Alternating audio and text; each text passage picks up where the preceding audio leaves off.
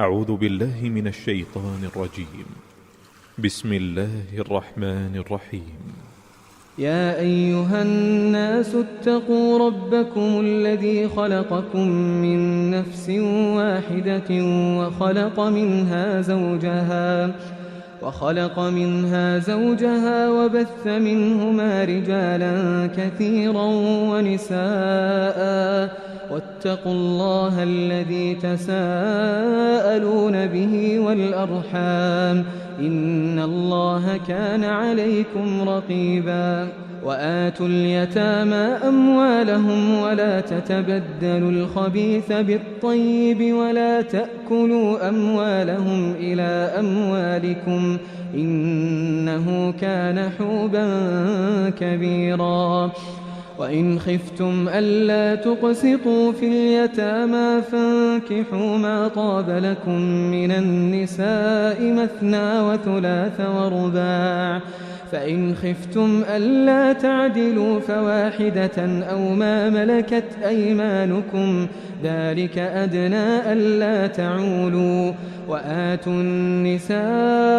صدقاتهن نحلة فإن طبن لكم عن شيء منه نفسا فكلوه هنيئا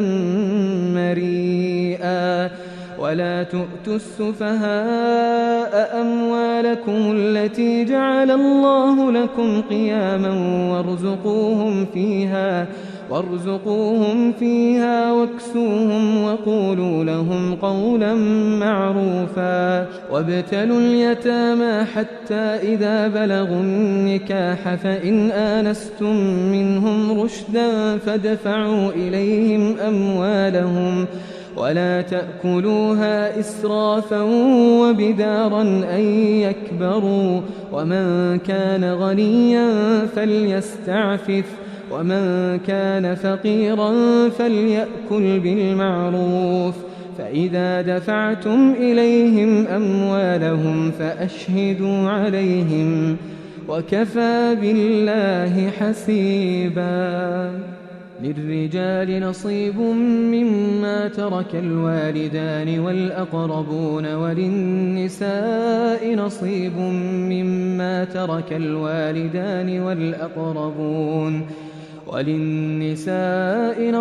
مما ترك الوالدان والأقربون مما قل منه أو كثر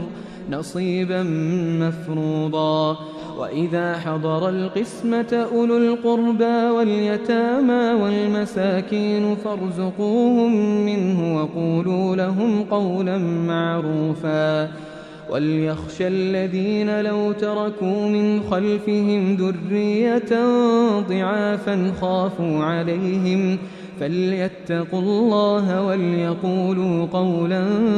سديدا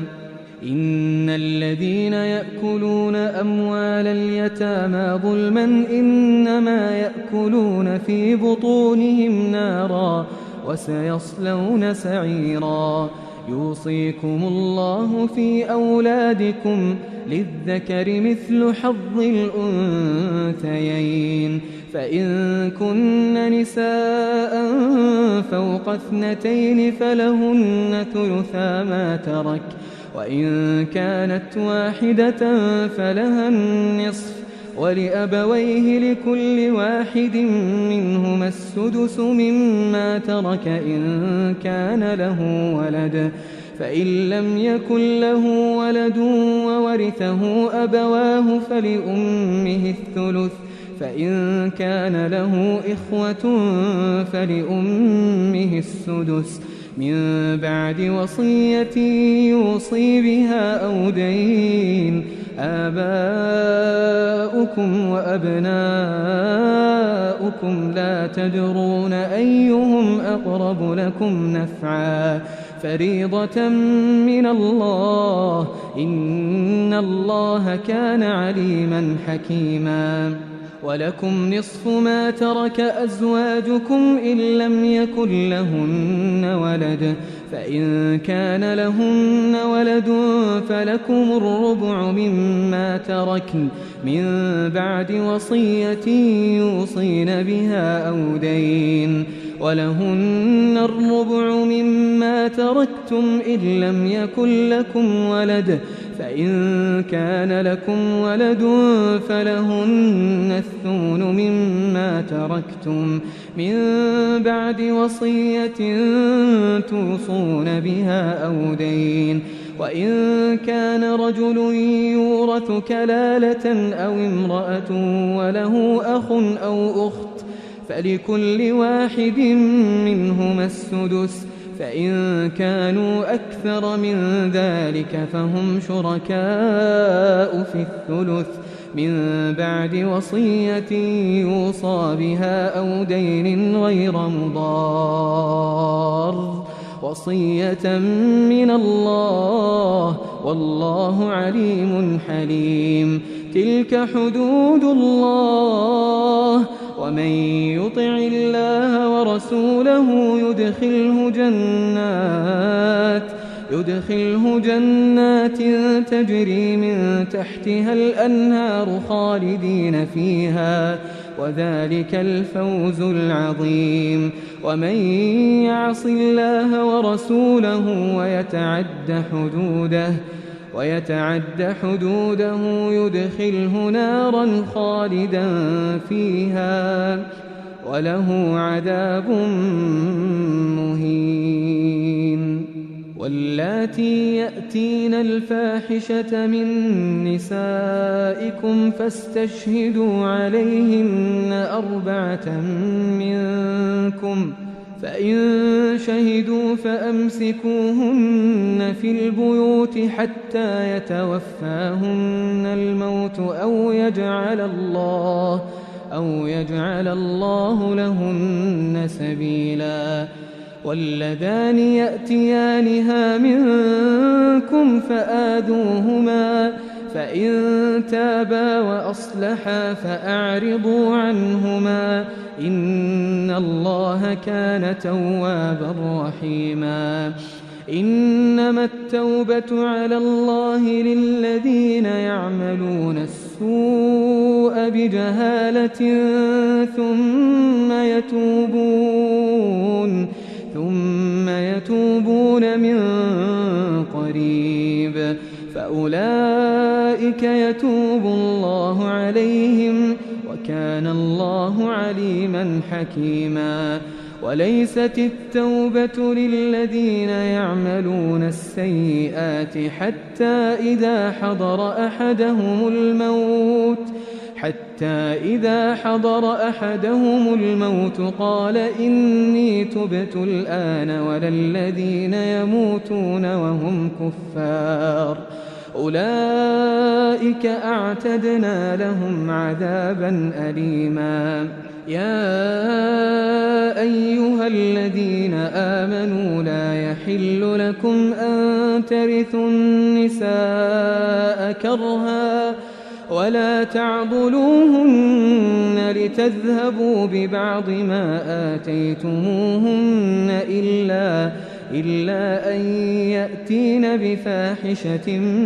مبينة، وعاشروهن بالمعروف، فإن كرهتموهن فعسى أن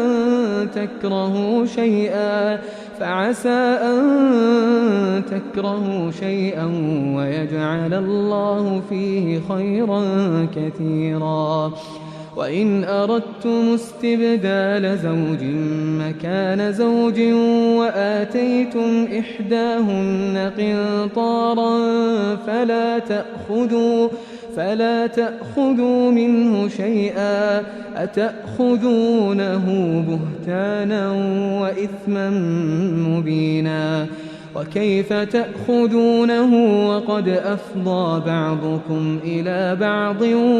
وأخذن منكم ميثاقا غليظا. ولا تنكحوا ما نكح آباؤكم من النساء إلا ما قد سلف إنه كان فاحشة ومقتا وساء سبيلا.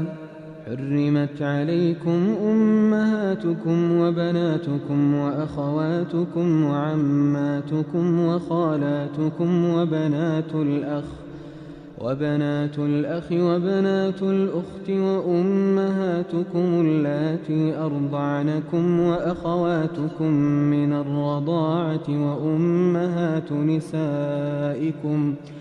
وأمهات نسائكم وربائبكم اللاتي في حجوركم من نسائكم اللاتي دخلتم بهن، فإن لم تكونوا دخلتم بهن فلا جناح عليكم، وحلائل أبنائكم الذين من أصلابكم وأن تجمعوا بين الأختين إلا ما قد سلف إن الله كان غفورا رحيما.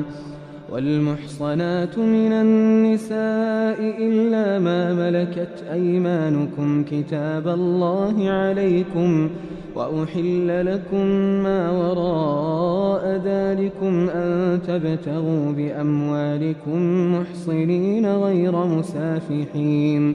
فما استمتعتم به منهن فآتوهن أجورهن فريضة، ولا جناح عليكم فيما تراضيتم به من بعد الفريضة إن الله كان عليما حكيما. ومن لم يستطع منكم طولا أن ينكح المحصنات المؤمنات فمما ملكت أيمانكم من فتياتكم المؤمنات، والله أعلم بإيمانكم بعضكم من بعض، فانكحوهن بإذن أهلهن وآتوهن أجورهن بالمعروف محصنات غير مسافحات ولا متخذات أخدان، فإذا أحصن فإن أتين بفاحشة فعليهن نصف ما على المحصنات من العذاب، ذلك لمن خشي العنة منكم، وأن تصبروا خير لكم والله غفور رحيم. يريد الله ليبين لكم ويهديكم سنن الذين من قبلكم ويتوب عليكم، والله عليم حكيم. والله يريد أن يتوب عليكم ويريد الذين يتبعون الشهوات أن تميلوا ميلا عظيما. يريد الله أن يخفف عنكم وخلق الإنسان ضعيفا. يا أيها الذين آمنوا لا تأكلوا أموالكم بينكم بالباطل إلا أن تكون تجارة عن تراض منكم،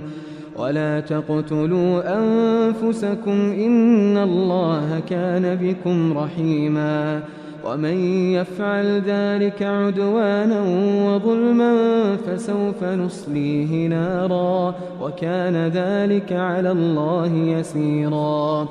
إن تجتنبوا كبائر ما تنهون عنه نكفر عنكم سيئاتكم وندخلكم مدخلا كريما. ولا تتمنوا ما فضل الله به بعضكم على بعض، للرجال نصيب مما اكتسبوا وللنساء نصيب مما اكتسبن واسألوا الله من فضله إن الله كان بكل شيء عليما ولكل جعلنا موالي مما ترك الوالدان والأقربون والذين عقدت أيمانكم فآتوهم نصيبهم إن الله كان على كل شيء شهيدا. الرجال قوامون على النساء بما فضل الله بعضهم على بعض وبما أنفقوا من أموالهم فالصالحات قانتات حافظات للغيب بما حفظ الله واللاتي تخافون نشوزهن فعظوهن واهجروهن في المضاجع واضربوهن فإن أطعنكم فلا تبغوا عليهن سبيلا إن الله كان عليا كبيرا. وإن خفتم شقاق بينهما فابعثوا حكما من أهله وحكما من أهلها إن يريدا إصلاحا يوفق الله بينهما إن الله كان عليما خبيرا. واعبدوا الله ولا تشركوا به شيئا وبالوالدين إحسانا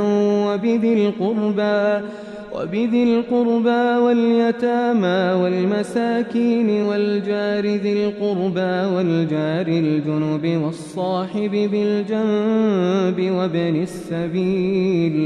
وابن السبيل وما ملكت أيمانكم إن الله لا يحب من كان مختالا فخورا. الذين يبخلون ويأمرون الناس بالبخل ويكتمون ما آتاهم الله من فضله وأعتدنا للكافرين عذابا مهينا. والذين ينفقون أموالهم رئاء الناس ولا يؤمنون بالله ولا باليوم الآخر ومن يكن الشيطان له قرينا فساء قرينا. وماذا عليهم لو آمنوا بالله واليوم الآخر وأنفقوا مما رزقهم الله وكان الله بهم عليما. إن الله لا يظلم مثقال ذرة وإن تك حسنة يضاعفها ويؤت من لدنه أجرا عظيما. فكيف إذا جئنا من كل أمة بشهيد وجئنا بك على هؤلاء شهيدا يومئذ يود الذين كفروا وعصوا الرسول لو تسوى بهم الأرض ولا يكتمون الله حديثا. يا أيها الذين آمنوا لا تقربوا الصلاة وأنتم سكارى حتى تعلموا ما تقولون ولا جنبا إلا عابري سبيل حتى تغتسلوا وإن كنتم مرضى أو على سفر أو جاء أحد منكم من الغائط أو لامستم النساء فلم تجدوا ماء فتيمموا صعيدا طيبا فامسحوا بوجوهكم وأيديكم إن الله كان عفوا غفورا. ألم تر إلى الذين أوتوا نصيبا من الكتاب يشترون الضلالة ويريدون أن تضلوا السبيل والله أعلم بأعدائكم وكفى بالله وليا وكفى بالله نصيرا. من الذين هادوا يحرفون الكلم عن مواضعه ويقولون سمعنا وعصينا واسمع غير مسمع وراعنا ليا بألسنتهم وطعنا في الدين. ولو أنهم قالوا سمعنا وأطعنا واسمع وانظرنا لكان خيرا لهم وأقوم ولكن لعنهم الله بكفرهم فلا يؤمنون إلا قليلا. يا أيها الذين أوتوا الكتاب آمنوا بما نزلنا مصدقا لما معكم من قبل أن نطمس وجوها فنردها على أدبارها أو نلعنهم كما لعنا أصحاب السبت وكان أمر الله مفعولا. إن الله لا يغفر أن يشرك به ويغفر ما دون ذلك لمن يشاء ومن يشرك بالله فقد افترى إثما عظيما. ألم تر إلى الذين يزكون أنفسهم بل الله يزكي من يشاء ولا يظلمون فتيلا. انظر كيف يفترون على الله الكذب وكفى به إثما مبينا. ألم تر إلى الذين أوتوا نصيبا من الكتاب يؤمنون بالجبت والطاغوت ويقولون للذين كفروا هؤلاء أهدى من الذين آمنوا سبيلا. أولئك الذين لعنهم الله ومن يلعن الله فلن تجد له نصيرا. أم لهم نصيب من الملك فإذا لا يؤتون الناس نقيرا. أم يحسدون الناس على ما آتاهم الله من فضله فقد آتينا آل إبراهيم الكتاب والحكمة وآتيناهم ملكا عظيما. فمنهم من آمن به ومنهم من صد عنه وكفى بجهنم سعيرا. إن الذين كفروا بآياتنا سوف نصليهم نارا كلما نضجت جلودهم بدلناهم جلودا غيرها ليذوقوا العذاب إن الله كان عزيزا حكيما. والذين آمنوا وعملوا الصالحات سندخلهم جنات تجري من تحتها الأنهار خالدين فيها أبدا لهم فيها أزواج مطهرة وندخلهم ظلا ظليلا. إن الله يأمركم أن تؤدوا الأمانات إلى أهلها وإذا حكمتم بين الناس أن تحكموا بالعدل إن الله نعما يعظكم به إن الله كان سميعا بصيرا. يا أيها الذين آمنوا أطيعوا الله وأطيعوا الرسول وأولي الأمر منكم فإن تنازعتم في شيء فردوه إلى الله والرسول إن كنتم تؤمنون بالله واليوم الآخر ذلك خير وأحسن تأويلا. ألم تر إلى الذين يزعمون أنهم آمنوا بما أنزل إليك وما أنزل من قبلك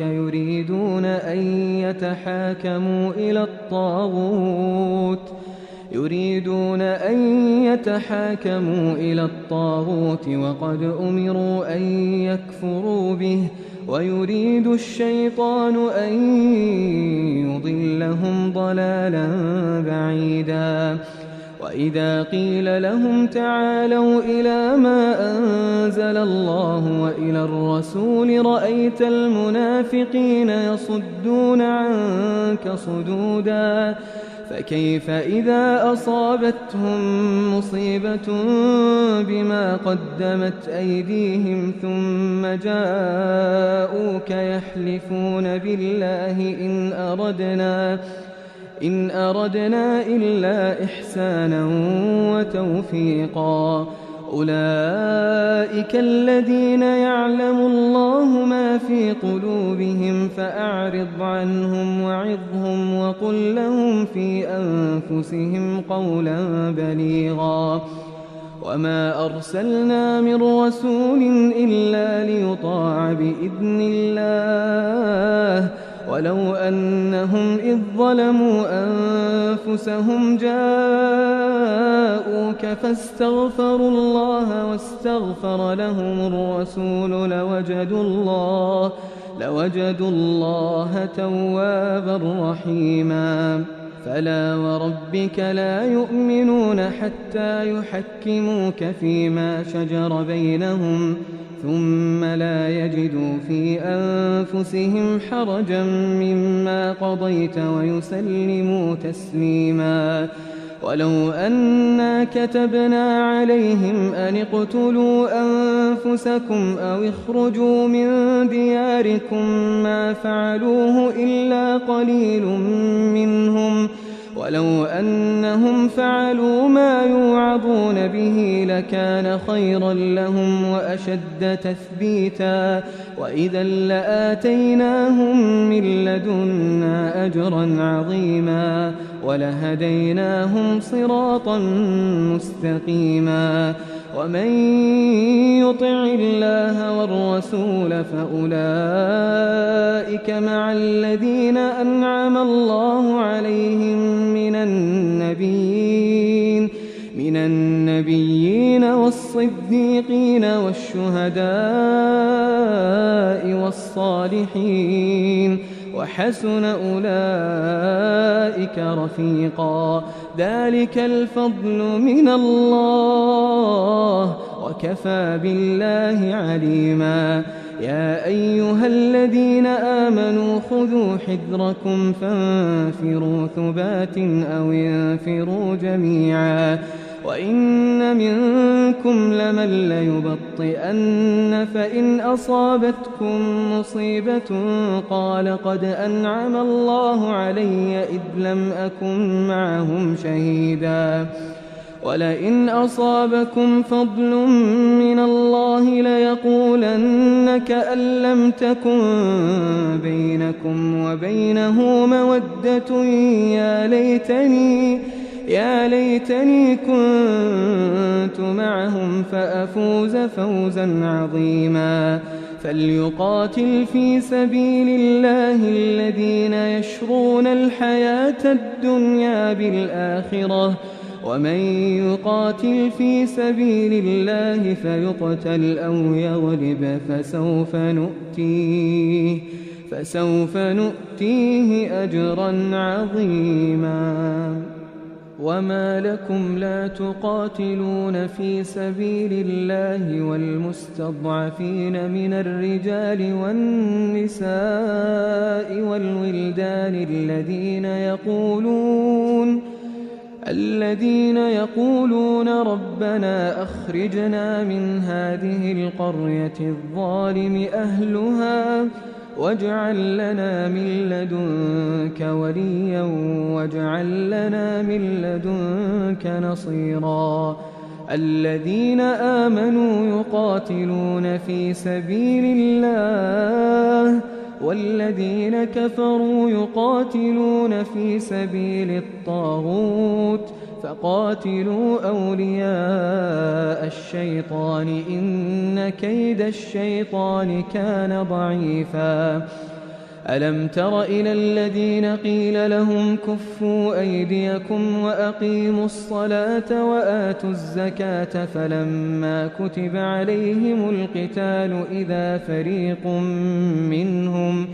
إذا فريق منهم يخشون الناس كخشية الله أو أشد خشية وقالوا ربنا لم كتبت علينا القتال لولا أخرتنا إلى أجل قريب قل متاع الدنيا قليل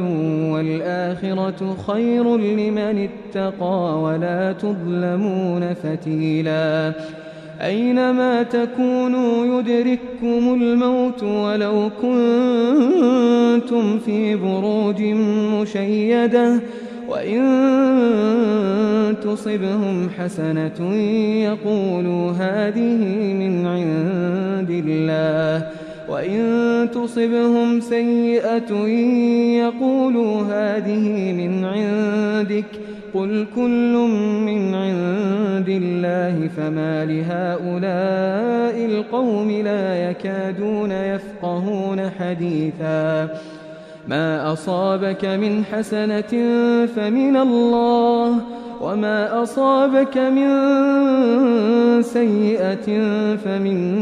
نفسك وأرسلناك للناس رسولا وكفى بالله شهيدا من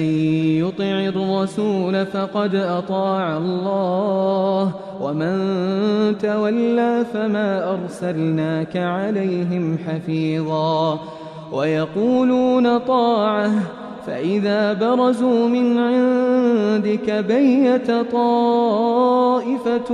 منهم غير الذي تقول والله يكتب ما يبيتون فأعرض عنهم وتوكل على الله وكفى بالله وكيلا أفلا يتدبرون القرآن ولو كان من عند غير الله لوجدوا فيه اختلافا كثيرا وإذا جاءهم أمر من الأمن أو الخوف أذاعوا به ولو ردوه إلى الرسول وإلى أولي الأمر منهم لعلمه الذين يستنبطونه منهم ولولا فضل الله عليكم ورحمته لاتبعتم الشيطان إلا قليلا فقاتل في سبيل الله لا تكلف إلا نفسك وحرض المؤمنين عسى الله أن يكف بأس الذين كفروا والله أشد بأسا وأشد تنكيلا من يشفع شفاعة حسنة يكن له نصيب منها ومن يشفع شفاعة سيئة يكن له كفل منها وكان الله على كل شيء مقيتا وإذا حييتم بتحية فحيوا بأحسن منها أو ردوها إن الله كان على كل شيء حسيبا الله لا إله إلا هو ليجمعنكم إلى يوم القيامة لا ريب فيه ومن أصدق من الله حديثا فما لكم في المنافقين فئتين والله أركسهم بما كسبوا أتريدون أن تهدوا من أضل الله ومن يضلل الله فلن تجد له سبيلا ودوا لو تكفرون كما كفروا فتكونون سواء فلا تتخذوا منهم أولياء حتى يهاجروا في سبيل الله فإن تولوا فخذوهم واقتلوهم حيث وجدتموهم ولا تتخذوا منهم وليا ولا نصيرا إلا الذين يصلون إلى قوم بينكم وبينهم ميثاق أو جاءوكم حصرت صدورهم أن يقاتلوكم أو يقاتلوا قومهم ولو شاء الله لسلطهم عليكم فلقاتلوكم فإن اعتزلوكم فلم يقاتلوكم وألقوا إليكم السلم فما جعل الله لكم عليهم سبيلا ستجدون آخرين يريدون أن يأمنوكم ويأمنوا قومهم كلما ردوا إلى الفتنة أركسوا فيها فإن لم يعتزلوكم ويلقوا إليكم السلم ويكفوا أيديهم فخذوهم واقتلوهم حيث ثقفتموهم وأولئكم جعلنا لكم عليهم سلطانا مبينا وما كان لمؤمن أن يقتل مؤمنا إلا خطأ ومن قتل مؤمنا خطأ فتحرير رقبة مؤمنة ودية مسلمة إلى أهله إلا أن يصدقوا فإن كان من قوم عدو لكم وهو مؤمن فتحرير رقبة مؤمنة وإن كان من قوم بينكم وبينهم ميثاق فدية مسلمة إلى أهله وتحرير رقبة مؤمنة فمن لم يجد فصيام شهرين متتابعين توبة من الله وكان الله عليما حكيما ومن يقتل مؤمنا متعمدا فجزاؤه جهنم خالدا فيها وغضب الله عليه ولعنه وأعد له عذابا عظيما يا أيها الذين آمنوا إذا ضربتم في سبيل الله فتبينوا ولا تقولوا لمن ألقى إليكم السلام لست مؤمنا تبتغون عرض الحياة الدنيا فعند الله مغانم كثيرة كذلك كنتم من قبل فمن الله عليكم فتبينوا إن الله كان بما تعملون خبيرا لا يستوي القاعدون من المؤمنين غير أولي الضرر والمجاهدون في سبيل الله بأموالهم وأنفسهم فضل الله المجاهدين بأموالهم وأنفسهم على القاعدين درجة وكلا وعد الله الحسنى وفضل الله المجاهدين على القاعدين أجرا عظيما درجات منه ومغفرة ورحمة وكان الله غفورا رحيما إن الذين توفاهم الملائكة ظالمي أنفسهم قالوا فيم كنتم قالوا كنا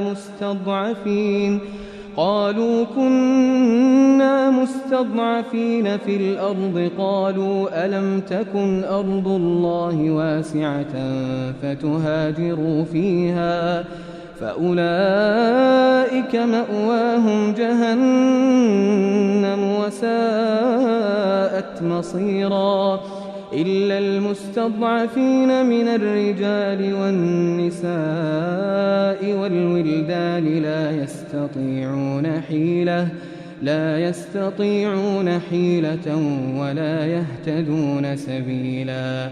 فأولئك عسى الله أن يعفو عنهم وكان الله عفوا غفورا ومن يهاجر في سبيل الله يجد في الأرض مراغما كثيرا وسعة ومن يخرج من بيته مهاجرا إلى الله ورسوله ثم يدركه الموت فقد وقع أجره على الله وكان الله غفورا رحيما. وإذا ضربتم في الأرض فليس عليكم جناح أن تقصروا من الصلاة إن خفتم أن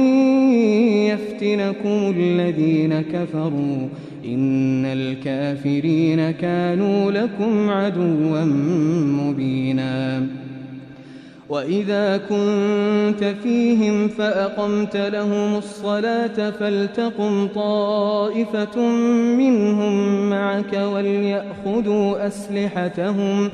فإذا سجدوا فليكونوا من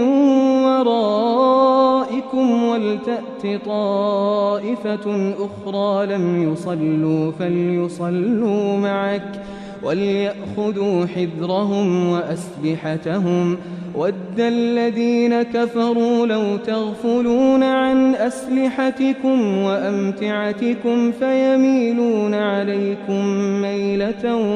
واحدة ولا جناح عليكم إن كان بكم أذى من مطر أو كنتم مرضى أن تضعوا أسلحتكم وخذوا حذركم إن الله أعد للكافرين عذابا مهينا. فإذا قضيتم الصلاة فاذكروا الله قياما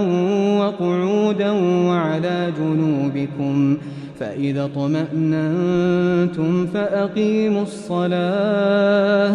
إن الصلاة كانت على المؤمنين كتابا موقوتا. ولا تهنوا في ابتغاء القوم إن تكونوا تألمون فإنهم يألمون كما تألمون وترجون من الله ما لا يرجون وكان الله عليما حكيما. إنا أنزلنا إليك الكتاب بالحق لتحكم بين الناس بما أراك الله ولا تكن للخائنين خصيما واستغفر الله إن الله كان غفورا رحيما. ولا تجادل عن الذين يختانون أنفسهم إن الله لا يحب من كان خوانا أثيما. يستخفون من الناس ولا يستخفون من الله وهو معهم إذ يبيتون ما لا يرضى من القول وكان الله بما يعملون محيطا. ها أنتم هؤلاء جادلتم عنهم في الحياة الدنيا فمن يجادل الله عنهم يوم القيامة أم من يكون عليهم وكيلا. ومن يعمل سوءا أو يظلم نفسه ثم يستغفر الله يجد الله غفورا رحيما. ومن يكسب إثما فإنما يكسبه على نفسه وكان الله عليما حكيما. ومن يكسب خطيئة أو إثما ثم يرم به بريئا فقد احتمل بهتانا وإثما مبينا. ولولا فضل الله عليك ورحمته لهمت طائفة منهم أن يضلوك وما يضلون إلا أنفسهم وما يضرونك من شيء وأنزل الله عليك الكتاب والحكمة وعلمك ما لم تكن تعلم وكان فضل الله عليك عظيما لا خير في كثير من نجواهم إلا من أمر بصدقة أو معروف أو إصلاح بين الناس ومن يفعل ذلك ابتغاء مرضات الله فسوف نؤتيه أجرا عظيما ومن يشاقق الرسول من بعد ما تبين له الهدى ويتبع غير سبيل المؤمنين نوله ما تولى ونصله جهنم وساءت مصيرا إن الله لا يغفر أن يشرك به ويغفر ما دون ذلك لمن يشاء ومن يشرك بالله فقد ضل ضلالا بعيدا إن يدعون من دونه إلا إناثا وإن يدعون إلا شيطانا مريدا لعنه الله وقال لأتخذن من عبادك نصيبا مفروضا ولأضلنهم ولأمنينهم ولآمرنهم فليبتكن آذان الأنعام ولآمرنهم فليغيرن خلق الله ومن يتخذ الشيطان وليا من دون الله فقد خسر خسرانا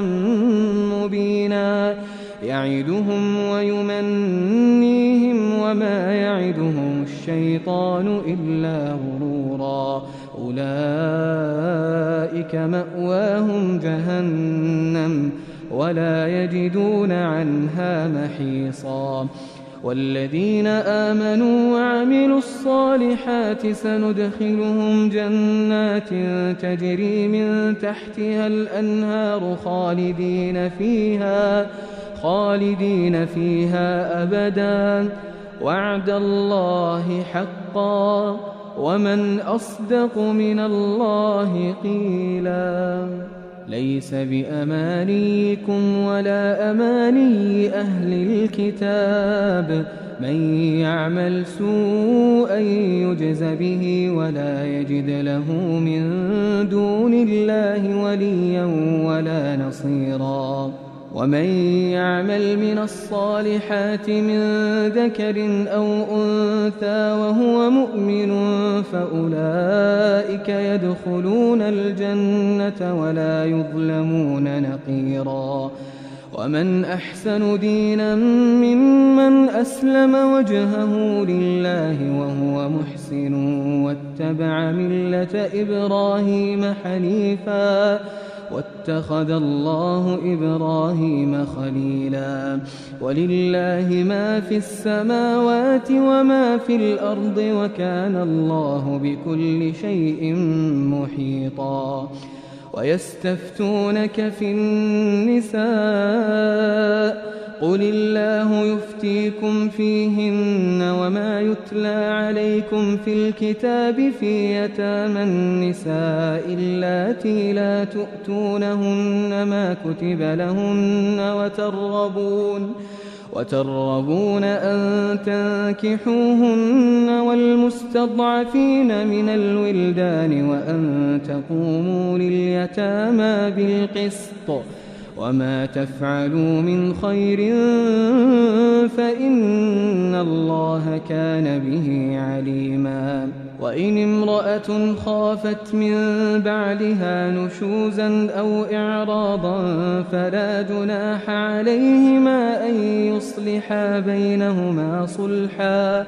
والصلح خير وأحضرت الأنفس الشح وإن تحسنوا وتتقوا فإن الله كان بما تعملون خبيرا ولن تستطيعوا أن تعدلوا بين النساء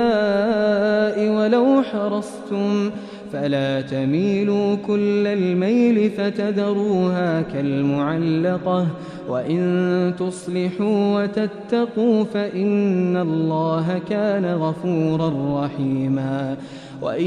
يتفرقا يغن الله كلا من سعته وكان الله واسعا حكيما ولله ما في السماوات وما في الأرض ولقد وصينا الذين أوتوا الكتاب من قبلكم وإياكم أن اتقوا الله وإن تكفروا فإن لله ما في السماوات وما في الأرض وكان الله غنيا حميدا ولله ما في السماوات وما في الأرض وكفى بالله وكيلا إن يشأ يذهبكم أيها الناس ويأت بآخرين وكان الله على ذلك قديرا من كان يريد ثواب الدنيا فعند الله ثواب الدنيا والآخرة وكان الله سميعا بصيرا يا أيها الذين آمنوا كونوا قوامين بالقسط شهداء لله ولو على أنفسكم أو الوالدين والأقربين إن يكن غنيا أو فقيرا فالله أولى بهما فلا تتبعوا الهوى أن تعدلوا وإن تلووا أو تعرضوا فإن الله كان بما تعملون خبيرا يا أيها الذين آمنوا بالله ورسوله والكتاب الذي نزل على رسوله والكتاب الذي أنزل من قبل ومن يكفر بالله وملائكته وكتبه ورسله واليوم الآخر فقد ضل ضلالا بعيدا إن الذين آمنوا ثم كفروا ثم آمنوا ثم كفروا ثم ازدادوا كفرا لم يكن الله ليغفر لهم ولا ليهديهم سبيلا بشر المنافقين بأن لهم عذابا أليما الذين يتخذون الكافرين أولياء من دون المؤمنين أيبتغون عندهم العزة فإن العزة لله جميعا وقد نزل عليكم في الكتاب أن إذا سمعتم آيات الله يكفر بها ويستهزأ بها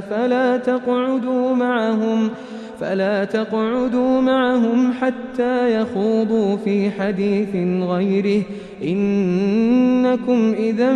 مثلهم إن الله جامع المنافقين والكافرين في جهنم جميعا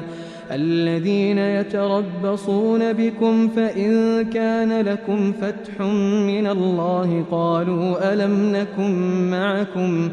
وإن كان للكافرين نصيب قالوا ألم نستحوذ عليكم ونمنعكم من المؤمنين فالله يحكم بينكم يوم القيامة ولن يجعل الله للكافرين على المؤمنين سبيلا إن المنافقين يخادعون الله وهو خادعهم وإذا قاموا إلى الصلاة قاموا كسالى يراءون الناس ولا يذكرون الله إلا قليلا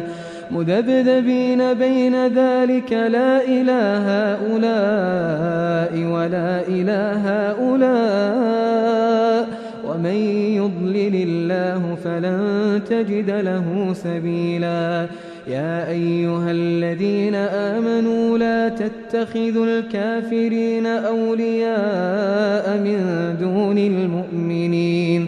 أتريدون أن تجعلوا لله عليكم سلطانا مبينا إن المنافقين في الدرك الأسفل من النار ولن تجد لهم نصيرا إلا الذين تابوا وأصلحوا واعتصموا بالله وأخلصوا دينهم لله فأولئك مع المؤمنين وسوف يؤتي الله المؤمنين أجرا عظيما ما يفعل الله بعذابكم إن شكرتم وآمنتم وكان الله شاكرا عليما لا يحب الله الجهر بالسوء من القول إلا من ظلم وكان الله سميعا عليما إن تبدوا خيرا أو تخفوه أو تعفوا عن سوء فإن الله كان عفوا قديرا إن الذين يكفرون بالله ورسله ويريدون أن يفرقوا بين الله ورسله ويقولون نؤمن ببعض ونكفر ببعض ويريدون أن يتخذوا بين ذلك سبيلا أولئك هم الكافرون حقا وأعتدنا للكافرين عذابا مهينا والذين آمنوا بالله ورسله ولم يفرقوا بين أحد منهم أولئك سوف يؤتيهم أجورهم وكان الله غفورا رحيما يسألك أهل الكتاب أن تنزل عليهم كتابا من السماء فقد سألوا موسى أكبر من ذلك فقالوا أرنا الله جهرة فأخذتهم الصاعقة بظلمهم ثم اتخذوا العجل من بعد ما جاءتهم البينات فعفونا عن ذلك وآتينا موسى سلطانا مبينا ورفعنا فوقهم الطور بميثاقهم وقلنا لهم ادخلوا الباب سجدا وقلنا لهم لا تعدوا في السبت وأخذنا منهم ميثاقا غليظا فبما نقضهم ميثاقهم وكفرهم بآيات الله وقتلهم الأنبياء بغير حق وقولهم قلوبنا غلف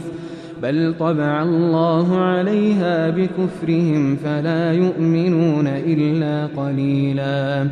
وبكفرهم وقولهم على مريم بهتانا عظيما وقولهم إنا قتلنا المسيح عيسى ابن مريم رسول الله وما قتلوه وما صلبوه ولكن شبه لهم وإن الذين اختلفوا فيه لفي شك منه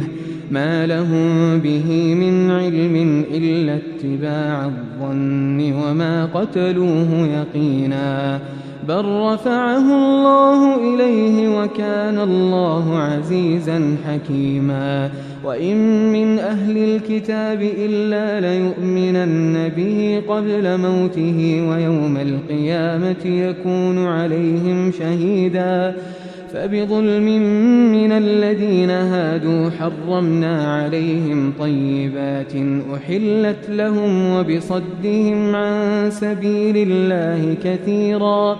وأخذهم الربا وقد نهوا عنه وأكلهم أموال الناس بالباطل وأعتدنا للكافرين منهم عذابا أليما لكن الراسخون في العلم منهم والمؤمنون يؤمنون بما أنزل إليك وما أنزل من قبلك والمقيمين الصلاة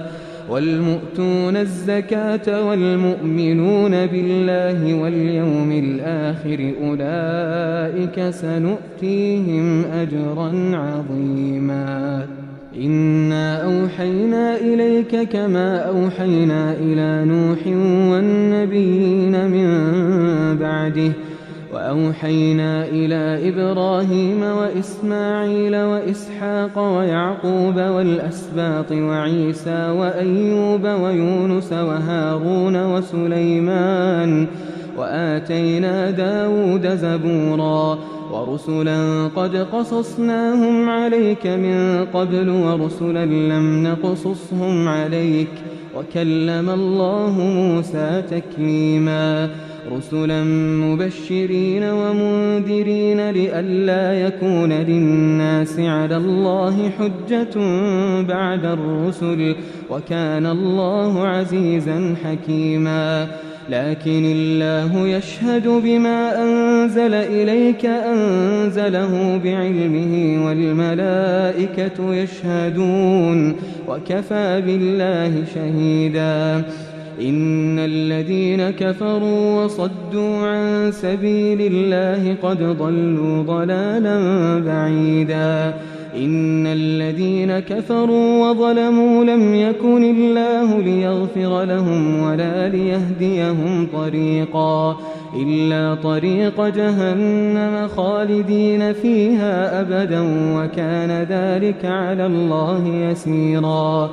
يا أيها الناس قد جاءكم الرسول بالحق من ربكم فآمنوا خيرا لكم وإن تكفروا فإن لله ما في السماوات والأرض وكان الله عليما حكيما يا أهل الكتاب لا تغلوا في دينكم ولا تقولوا على الله إلا الحق إنما المسيح عيسى بن مريم رسول الله وكلمته ألقاها إلى مريم وروح منه فآمنوا بالله ورسله ولا تقولوا ثلاثة انتهوا خيرا لكم إنما الله إله واحد سبحانه أن يكون له ولد له ما في السماوات وما في الأرض وكفى بالله وكيلا لن يستنكف المسيح أن يكون عبدا لله ولا الملائكة المقربون ومن يستنكف عن عبادته ويستكبر فسيحشرهم إليه جميعا فأما الذين آمنوا وعملوا الصالحات فيوفيهم أجورهم ويزيدهم من فضله وأما الذين استنكفوا واستكبروا فيعذبهم عذابا أليما ولا يجدون لهم من دون الله وليا ولا نصيرا يا أيها الناس قد جاءكم برهان من ربكم وأنزلنا إليكم نورا مبينا فأما الذين آمنوا بالله واعتصموا به فسيدخلهم في رحمة منه وفضل ويهديهم إليه صراطا مستقيما